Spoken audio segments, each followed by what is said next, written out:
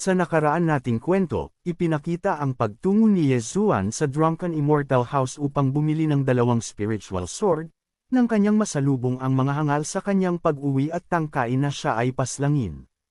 Ipinakita rin ang pagdating ng 2 individual sa gitna ng pag-insayo nila Yezuan upang sila ay paslangin, gayunpaman sa pag-uumpisa ng kanilang labanan ay dumating ang isang master upang pigilan ang tensyon sa pagitan nila Yezuan, at ang huli ay ang pagdakip ni Dinli Xuankang sa kapatid ng ating bida upang pilitin ito na tumungo sa Jade Mountain Range.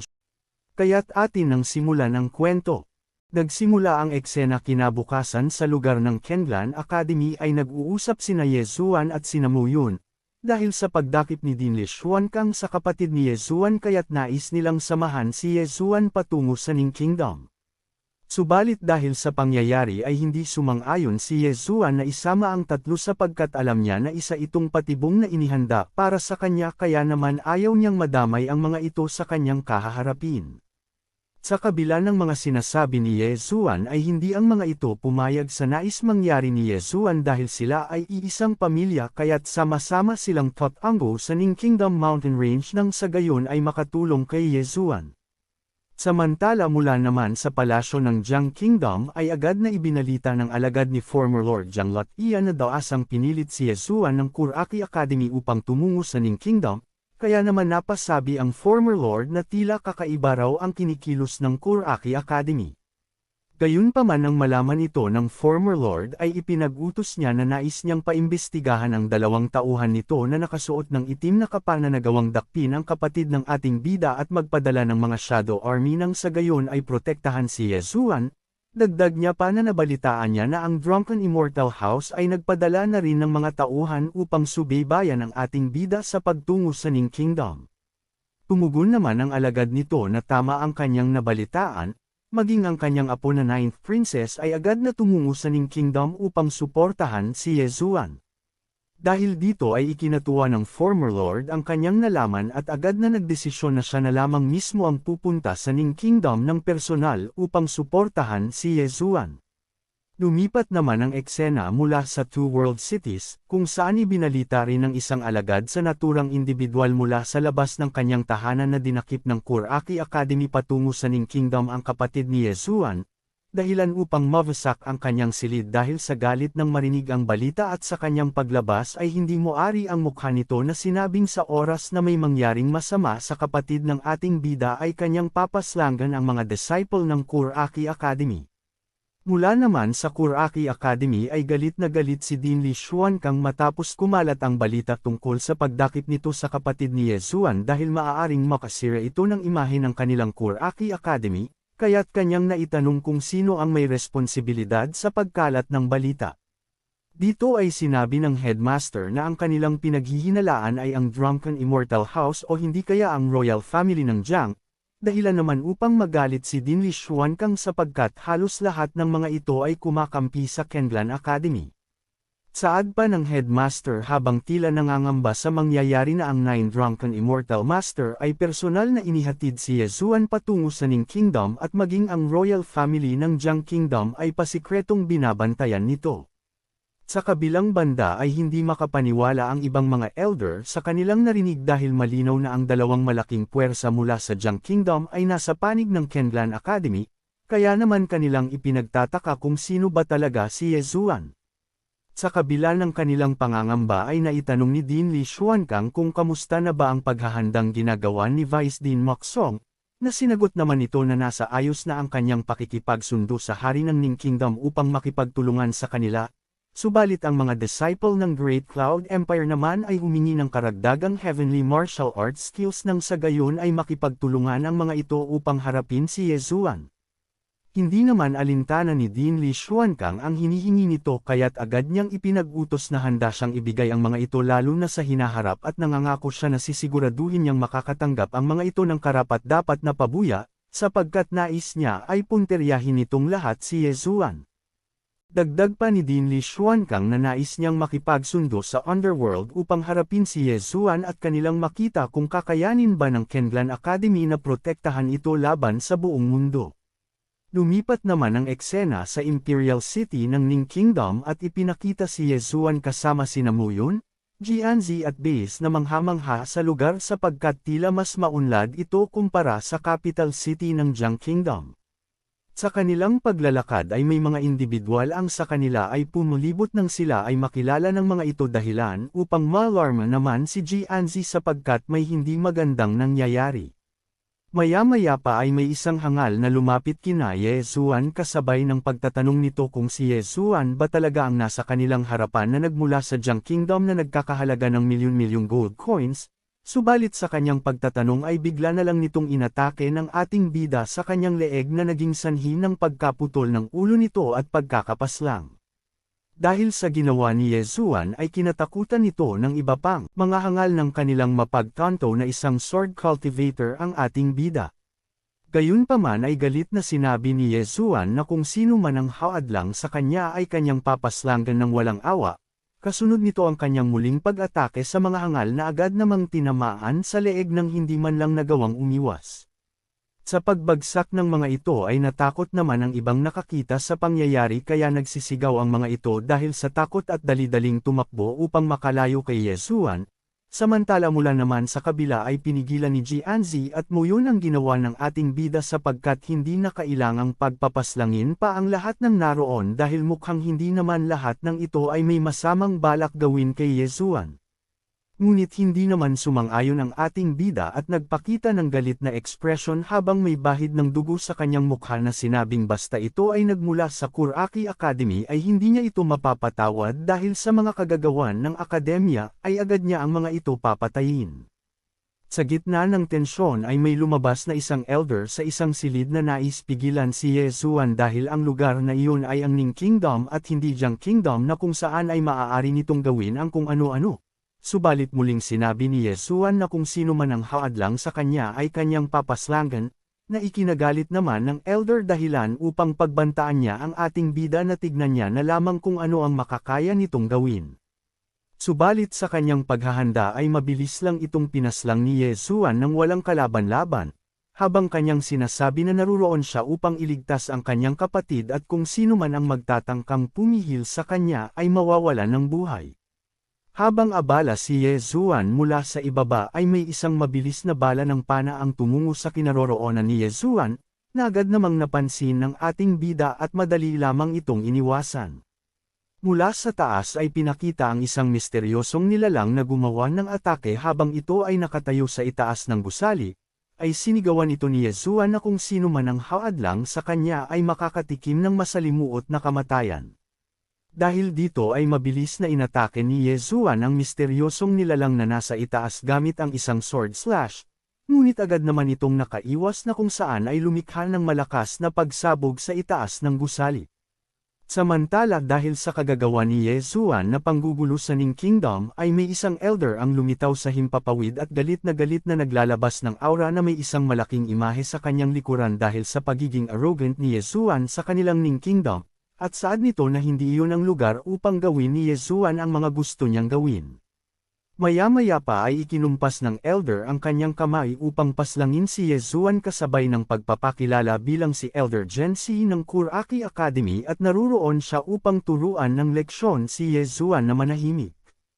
Ngunit mas lalo namang nagalit si Yesuan nang malaman na ito ay mula sa Kuraki Academy at walang takot na pagdesisyonan na ito ay paslangin, kaya't agad siyang sumugod patungo sa elder habang muling inilabas ang malakas na enerhiya ng kanyang espada.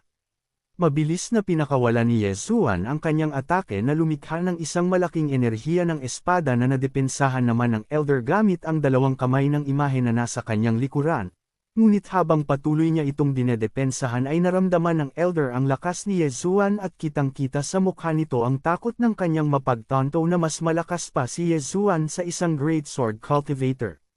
Patuloy ang pagdepensa ng elder mula sa atake ng ating bida hanggang sa hindi niya ito kinaya dahilan upang mahati sa gitna ang kanyang katawan at bumagsak mula sa ere. Hindi naman makapaniwala ang mga nakakita sa pangyayari. Gamit lamang ang isang espada ay pinaslang ni Yesuan ang elder na may lakas ng psionic realms kaya't maituturing na raw si Yesuan na totoong demonyo. Gayunpaman ay tumindig si Yesuan nang may kumpiyansa na handa niyang harapin ang sino pang magtatangkang siya ay paslangin, na naging dahilan naman upang magsitakbuhan ang mga nakakita. Nang tatangkain pa sanang sundan ni Yezuan ang mga ito ay agad naman siyang pinigilan ni Jianzi dahil hindi na nito kailangan pa na mas palalin ang sitwasyon sapagkat ang importante ay ang mailigtas ang kanyang kapatid mula sa Secret Realm, na sinang-ayunan naman ni Yezuan at tinitigan lamang ito bilang pagtugon sa mga sinabi ni Jianzi. Sa isip-isip naman ni Jianzi na ano na lang ang mangyayari kay Yezuan oras na may mangyaring masama sa kanyang kapatid sapagkat baka mawala na lamang ito sa sarili. Ngunit sa kabila ng lahat ay hindi nila pwedeng hayaan na lang si Yezuan na gawin ang lahat ng nais niyang gawin oras na ito ay dumating na sa Secret Realm. Makalipas ang ilang oras, pagsapit ng umaga ay nakarating na rin sina Yezuan sa paanan ng Jade Mountain Range, at hindi maiwasan nila Jianzi na mag-alala sa ating bida dahil sa hindi pa ito kumakain, at bukod pa roon ay hindi ito isang bakal na hindi man lang nauubusan ng enerhiya kaya't kailangan nito ng lakas upang pumatay ng mga kaaway. Subalit habang sila ay patuloy sa pag-akyat ay may naramdaman naman si Base na kakaiba sa kanilang patutunguhan at agad na sinuri ang bawat baitang ng hagdan kung saan kanyang napagtanto na maraming galit na nilalang ang nag-aantay sa itaas upang paslangin si Yezuan. Samantala galit naman na nagsalita si Yezuan na wag itong mag-alala dahil siya na ang bahala sa pagpaslang ng mga hangal habang sila naman ang bahala sa paglibing sa mga ito. Agad na sumugod si Yezuan patungo sa itaas upang paslangin ang mga hangal na naroroon. Ngunit dahil sa padalos-dalos na pagkilos ni Yezuan ay sinigawan ito ni Mouyun na maging kalmado bago kumilos. Subalit bigla na lamang may mga bala ng pana ang mabilis na tumungo sa kinaroroonan nila Mouyun dahilan upang mag-alala naman si Jianzi sapagkat isang patibong lamang ang nag-aantay kay Yezuan mula sa itaas ng mountain range. Sa mga paparating na pana ay mabilis naman itong nadepensahan nila Jianzi, Mouyun, at Base gayunpaman ay napansin ni Base na ang mga bala ng pana ay naglalaman ng lason kaya't agad niyang binalaan sila Mouyun. Matapos nilang madepensahan ang napakaraming bala ng pana ay napansin ni Jianzi na wala na si Yezuan sa kanilang harapan kaya naman kanilang napagdesisyonan na sundan ito at dali-daling tumakbo. Ngunit sa kanilang pagdating sa itaas ng mountain range ay puro mga bangkay na lamang ng mga hangal ang kanilang nasal ayan sa harapan ng isang portal na ikinagulat nilang tatlo kung ito ba ay kagagawan ni Yezuan. Dito ay napagdesisyonan ni Jianzi na sundan mula sa loob si Yezuan habang si Base naman ang bahala sa mga paparating na bala ng pana dahil sa lakas ng katawan nito ay makakaya niyang salagin ang mga atake. Samantala, mula naman sa itaas ay may mga individual na nanunood sa pangyayari at kanilang pinag-uusapan ang desisyon ni Yezuan na tumungo sa Jade Mountain Range upang iligtas ang kanyang kapatid kung tama ba ito o isang walang kwentang desisyon. Ipinakita naman si Toubayan na kausap ang isang elder kung saan ay sinabi ng elder na si Yezuan ay pumapangalawa sa lakas ni Anlanshu sa buong Jiang Kingdom at kung sakaling hindi man ito pumunta sa Jade Mountain Range ay maaaring ito ang maging dahilan ng pagbagsak ng Kuraki Academy sa hinaharap dahil sa mga kagagawan nito. Ngunit mas pinili ni Yezuan na iligtas ang kanyang kapatid at mamatay sa mga kamay ng Kuraki Academy. Sa kabila nito ay hindi naman ito sinang-ayunan ng isang elder na nagngangalang Aunt Jiang na sa tingin niya si Yezuan ay isang may paninindigang martial artist sapagkat kung hindi tumungo si Yezuan upang iligtas ang kanyang kapatid ay magiging isa pa rin itong duwag kahit na maging isa itong sword immortal sa hinaharap dahil sa pagbabaliwala nito sa buhay ng kanyang kapatid. Sinang-ayunan naman ito ni Toubayan na kung ganoon nga ang mangyayari ay siya mismo ay madidismaya kay Yezuan at kahit na maging sword immortal ito sa hinaharap ay hindi niya ito titingalain.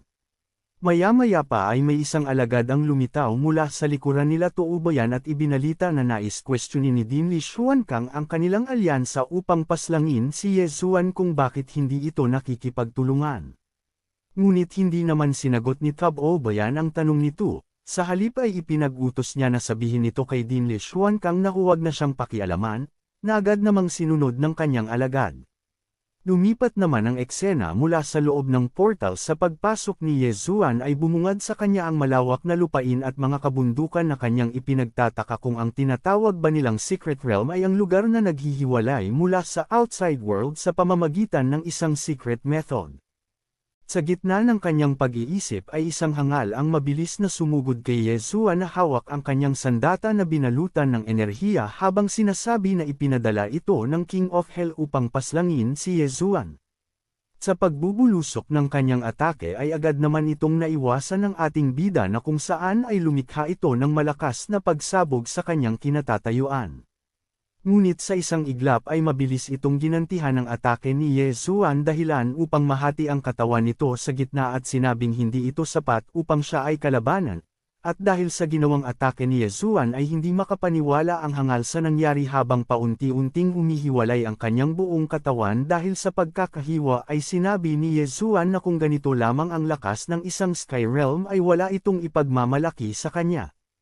Samantala, napansin naman ni Yesuan ang tumagas na dugo ng kalaban na damaloy sa kanyang espada at sa kanyang mga kamay, na kung saan ay kanyang napagtanto na hindi pa ginagamit ng hangal ang buo nitong lakas, at kung sakali mang mangyari iyon, ay mukhang kinakailangan niyang gamitin ang kanyang earth armor nang sa gayon ay maiwasan niyang matamo ang matinding pinsala. Mula naman sa kanyang likuran sa tubig ng lawa ay may isang hangal ang tumalon at isinigaw na matagal na niyang inaante si Yesuan, kasabay ng paghahanda nito upang umatake. Agad namang napansin ng ating bida ang presensya ng hangal at binitawan ang mga salitang gustong-gusto talaga ng mga ito na putulin ang kanyang ulo. Hindi rin nagtagal ay pinakawalan ng hangal ang kanyang atake patungo kay Yesuan, gayunpaman ay madali lang itong naiwasan ng ating bida. Ngunit sa pag-iwas ni Yesuan, ay mabilis na kumilos ang hangal upang muling gumawa ng isang pag-atake mula sa harapan ni Yesuan na sa bilis nito ay hindi niya man lang nagawang makapag-react, at dahil dito ay tinamaan siya ng malakas na suntok nito, dahilan upang samukan ng dugo si Yesuan at mapa-atras dahil sa lakas ng atake. Habang iniinda ng ating bida ang natamo niyang pinsala, ay pilit niyang tiniis ang sakit habang nakatukod siya sa kanyang espada. Nagsalita ang hangal na nababatid niya na alam ni Yesuan na doon na ang magiging katapusan niya, ngunit kahit na ganoon ay nagmamadali pa rin itong tumungo roon kaya't itinuturing niya ito bilang isang tunay na mandirigma kaya naman bibigyan niya ito ng masakit na kamatayan. Ngumiti naman si Yesuan sa kanyang narinig at kumpiyansang sinabi na ganoon rin ang nasa kanyang isipan at agad na ibinato ang espada patungo sa hangal. Madali lang itong nadepensahan ng hangal sa pamamagitan ng kanyang sandata at inasar pa si Yesuan na isang sword intent lang ang pinakawalan nito, kaya't paano pa niya nagagawang maging kampante. Ngunit kanyang ikinagulat nang mapansin na wala na si Yesuan sa kanyang harapan at napatanong kung nasaan ito. Samantala, tumugon naman si Yesuan mula sa ere habang naghahandang umatake at nag-iipon ng enerhiya mula sa kanyang kamao, at mabilis na inatake ang hangal sa kanyang ulo na naging sanhi ng pag-crack ng kanyang bungo. Sa pag-atake ni Yesuan ay damanak ang dugo sa ulo ng hangal at habang pilit na tinitiis ang sakit ay nagmamakaawa ito kay Yesuan na hindi na siya lalaban. Subalit hindi na ito pinakinggan pa ng ating bida, dahil huli na ang lahat kasabay ng pagsipa niya sa ulo nito dahilan upang ito ay tumilapon sa ere. Sa kabilang banda, habang nakahandusay ang ulo ng hangal sa lupa ay winikan ni Yesuan na mayroong magandang daan patungo sa kalangitan, ngunit mas pinili nito na mapunta sa impyerno. Maya-maya lang ay may isang babae ang sumisigaw na napansin naman ni Yesuan at inakalang ito ang kanyang kapatid, ngunit sa kanyang paglingon ay isang batang babae ang mabilis na umatake sa kanya dahil sa pagpaslang ni Yesuan sa kapatid nito. Gamit ang isang barrier ay pinatalsik ni Yesuan ang batang babae dahilan upang tumilapon ito patungo sa katubigan at kahit sa kanyang pagkakatilapon, ay pilit itong gumapang patungo sa bangkay ng kapatid nito. Pinagsabihan naman ni Yesuan ang batang babae na isa lamang itong normal na individual na kakaunti pa lamang ang nalalaman sa martial arts, kaya't bakit ito pumunta sa secret realm at nahihibang na raw ba ito dahil sa kanyang ginawang desisyon na pagtungo roon. Sa kabila ng mga sinabi ni Yesuan, ay tila hindi naman makapaniwala ang batang babae na ang kanyang kapatid ay nasa kanyang harapan na walang buhay kasabay ng kanyang pag-alala ang mga nakaraan kung saan ay masaya silang magkasama at pinag-uusapan na oras na kanilang mapaslang si Yesuan, ay hindi na maghihirap pa ang kanilang pamilya. Nagalit naman si Yesuan sa batang babae at agad na hinawakan ang damit nito sapagkat napakaraming paraan upang kumita ng kayamanan, At bakit iyon pa ang napili na gawin ng kanyang kapatid? Ngunit tila wala nang pakialam ang batang babae at tanong nito kung may karapatan pa ba si Yesuan na magsalita pa. Gayunpaman, ay agad na tumalikod si Yesuan upang hayaan na lamang ito at saad niya na isa itong mabuting kapatid, kaya naman binigyan niya ito ng isang supot ng kayamanan upang bumalik ito sa kanilang lugar. At kung may kakayahan man itong maghiganti sa hinaharap dahil sa pagpaslang ni Yesuan sa kapatid nito ay aantayin niya ito anumang panahon. Makalipas ang ilang sandali ay tumungo si Yesuan sa ikalawang portal na nasa loob ng Secret Realm, ngunit sa kanyang pagpasok rito ay tumambad sa kanyang harapan ang kanyang kapatid na nakabitin habang nakatali ang mga kamay, katabi ng isang martial artist na nagbabantay rito. Dito ay nagsalita ang nilalang na nagbabantay sa kanyang kapatid bilang disciple ng Kuraki Academy mula sa Great Cloud Empire na nagngangalang Ganshizan na agad namang binati si Yesuan sa kanyang pagdating. Ngunit hindi na nagsayang pa ng oras ang ating bida at kanyang pinakawalan ang isang malakas na atake kay Ganshizan upang umalis ito sa kanyang harapan. Samantala, madali lang itong naiwasan ni Ganshizan at tuluyang bumulusok ang kanyang atake sa likurang bahagi ng kanilang kinaroroonan. Matapos ang ginawang atake ni Yesuan at makaiwas dito si Ganshizan ay pasimpleng ininsulto nito ang kapatid ng ating bida na napakasarap sa paningin na makita ang isang magandang babae na nakabitin sa kanyang harapan, kasunod nito ang kanyang pagtutok ng kanyang daliri sa kalangitan kung saan ay lumitaw ang isang kulay lilang enerhiya mula sa kanyang daliri dahilan upang dumilim, at magkaroon ng isang malaking imahe na tinawag nitong One Finger Heavenly Technique na lumitaw sa itaas. Nanlaki naman ang mata ni Yesuan nang makita ang paparating na malahiganteng daliri patungo sa kanya, gayunpaman ay hindi natinag si Yesuan at mabilis na sinabayan ang paparating na atake gamit ang kanyang espada.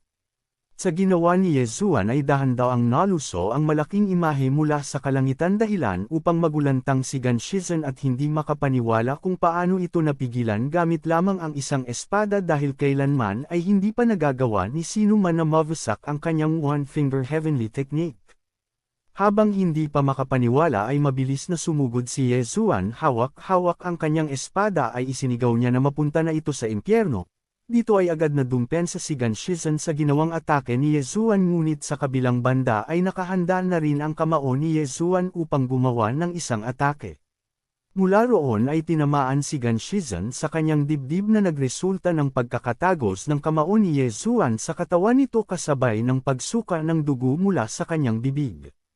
Nang matapos paslangin ni Yesuan si Ganshizan ay dali-dali niyang pinutol ang lubod na nakagapos sa kamay ng kanyang kapatid at sinalo ito mula sa pagkakahulog, nang may isang pulang enerhiya ang tumama sa dibdib ni Yesuan dahilan upang makaramdam siya ng sakit at magkaroon ng marka mula sa kanyang dibdib. Bigla namang nagsalita si Jianzi matapos nilang makarating sa kinaroroonan nila Yesuan na ang tumama sa kanyang dibdib ay isang palatandaan na si Yesuan ay kinikilala na bilang kaaway ng buong underworld, kaya't mula sa oras na iyon ay mas marami ng mga martial artist ang sisimulang hanapin si Yesuan at paslangin. Kaya't abangan sa susunod kung ano ang mangyayari matapos iligtas ni Yesuan ang kanyang kapatid mula sa Secret World, kaya't huwag kalimutan mag-subscribe at i-like ang ating video.